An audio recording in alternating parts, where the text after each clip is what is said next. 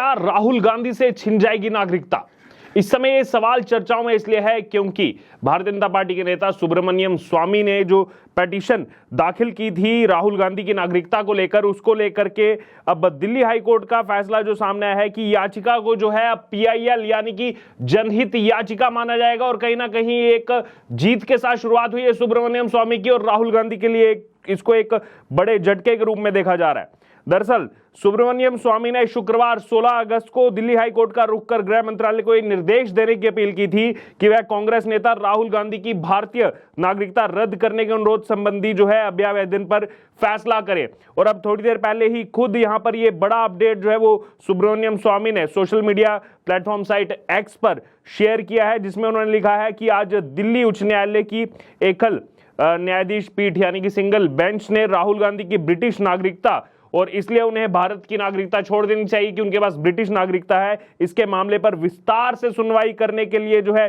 सामने आई है। तो यहां पर सुब्रमण्यम स्वामी ने खुद इस मामले की जानकारी दी कि अब कोर्ट ने जैसे 26 सितंबर का फैसला जो है रखा है कि 26 सितंबर को अंतिम सुनवाई के लिए मामले को मुख्य न्यायाधीश की डबल बेंच जो है उसमें स्थानांतरित कर दिया गया है। तो यहां पर देखना होगा आने वाले समय में कि ये जो 26 सितंबर की तारीख बताई जा रही है उस दिन आखिरकार क्या होगा। चीफ जस्टिस की डबल बेंच जो है वो इस मामले को किस प्रकार देखेगी और लोगों के भी जो अलग अलग रिएक्शंस यहां पर सामने आ रहे हैं। दरअसल आपको बता दें कि जब सुब्रमण्यम स्वामी कोर्ट में गए थे, कोर्ट का रुख किया था, तब से ही चर्चाओं का बाजार काफी ज्यादा गर्म हो गया था राहुल गांधी की नागरिकता को लेकर के।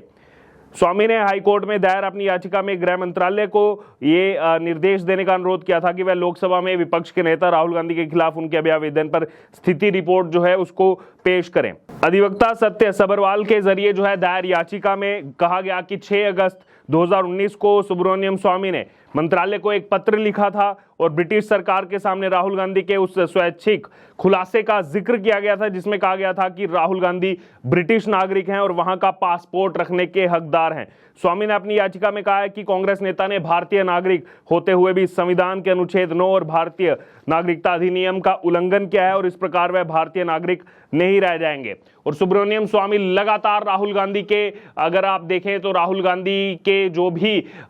यहाँ पर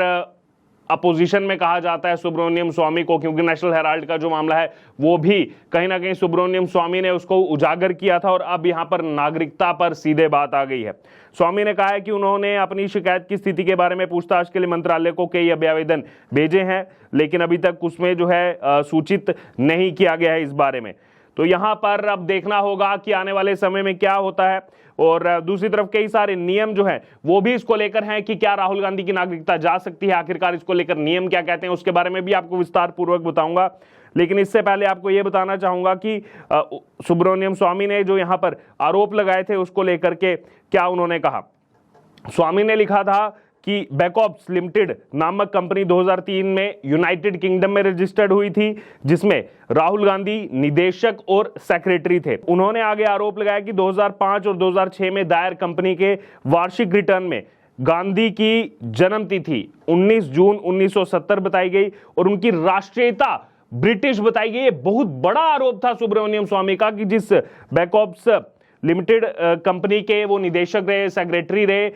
उस कंपनी का जब वार्षिक जो भी यहां पर रिटर्न आता है उसमें राहुल गांधी की जो डिटेल्स यहां पर दी गई कि 19 जून 1970 को उनका जन्म हुआ और राष्ट्रीयता ब्रिटिश सिटीजन राहुल गांधी। आखिरकार अगर ये सही है तो फिर कैसे राहुल गांधी यहां पर चुनाव लड़ पा रहे हैं? अगर ये सही नहीं है तो कैसे राहुल गांधी ने इन बातों का खंडन नहीं किया और उस समय क्यों आखिरकार ऐसा किया गया था? कई सारे सवाल यहां पर निकल करके सामने आ रहे हैं। वहीं मई 2019 में सुप्रीम कोर्ट ने राहुल गांधी को ब्रिटिश नागरिकता प्राप्त करने पर दोहरी नागरिकता के मुद्दे का निर्धारण होने तक 2019 के आम चुनाव लड़ने से रोकने की जो याचिका थी उसको पहले खारिज कर दिया था और मौखिक रूप से उस समय जो है यहां पर टिप्पणी की थी, लेकिन अब इसको याचिका से जनहित याचिका मान लिया गया है। तो अब यहां पर ये मामला जो है वो लंबा चलेगा, सुनवाई होगी, आरोप प्रत्यारोप यहां पर चलेंगे। अब देखना होगा कि राहुल गांधी इसके डिफेंस में आखिरकार किसको आगे रखेंगे और क्या दलीलें यहां पर दी जाएंगी जब इस मामले की सुनवाई होगी 26 सितंबर से लगातार।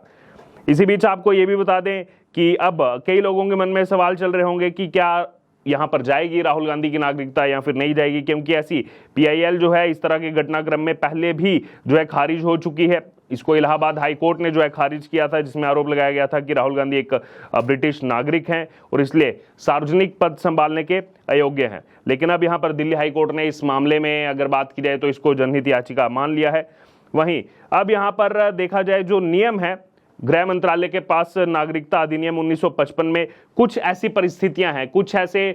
यानी कि कंडीशंस हैं जिसमें व्यक्ति की भारतीय नागरिकता को अस्वीकार या फिर रद्द करने का अधिकार है।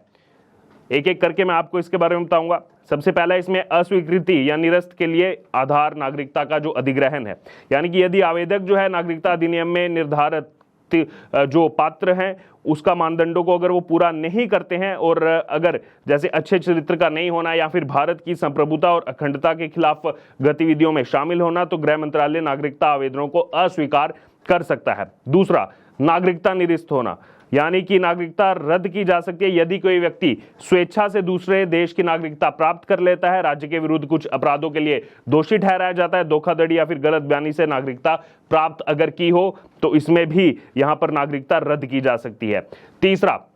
प्रोसीडरल अथॉरिटी, यानी कि गृह मंत्रालय नागरिकता के लिए आवेदनों को स्वीकार करने या फिर ना करने के लिए जिम्मेदार है। वह दस्तावेजों की जो है पूरी सुरक्षा रिपोर्ट, पर्याप्तता और कानूनी प्रावधानों के अनुपालन के आधार पर ही ये निर्णय ले सकता है। चौथा, लीगल फ्रेमवर्क, यानी कि इन कार्यों को नियंत्रित करने वाले कानूनी प्रावधान मुख्य रूप से नागरिकता अधिनियम 1955 में पाए जाते हैं, विशेष रूप से धारा 9 और 10 में, जो उन शर्तों का विवरण देते हैं जिनके तहत नागरिकता रद्द या फिर अस्वीकार की जा सकती है।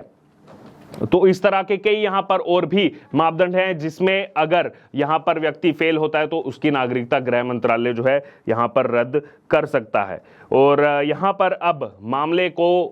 स्वीकार कर लेना और सिंगल बेंच से डबल बेंच के पास भेज देना, कहीं से भी राहुल गांधी के लिए अच्छी खबर नहीं नजर आ रही है। सुब्रमण्यम स्वामी जो लगातार राहुल गांधी, सोनिया गांधी या फिर कहा जाए गांधी परिवार के खिलाफ जिस तरीके से हमेशा से मुखर दिखाई देते रहे हैं, चाहे फिर वो नेशनल हेराल्ड का मामला हो, चाहे फिर ये अब ब्रिटिश सिटीजनशिप का मामला हो, इसमें कहीं ना कहीं गांधी परिवार की चुप्पी, वो राहुल गांधी जो हर एक मुद्दे पर अभी जो मुद्दा चल रहा है, चाहे लिटरल एंट्री का, हर एक मुद्दे पर अपनी बात रखते हैं, लेकिन जैसे राहुल गांधी पर कोई आरोप लगते हैं, चाहे फिर वो उनकी मुलाकात का आरोप हो तारिक रहमान के साथ या फिर अब ये ब्रिटिश नागरिकता वाला मुद्दा हो, उस पर एकदम चुप्पी साधे हुए नजर आते हैं राहुल गांधी। अब देखना होगा कि आखिरकार कोर्ट में क्या वाद विवाद इस मामले में चलेगा, लेकिन इस वक्त की बड़ी खबर यही है कि दिल्ली हाई कोर्ट ने इस मामले को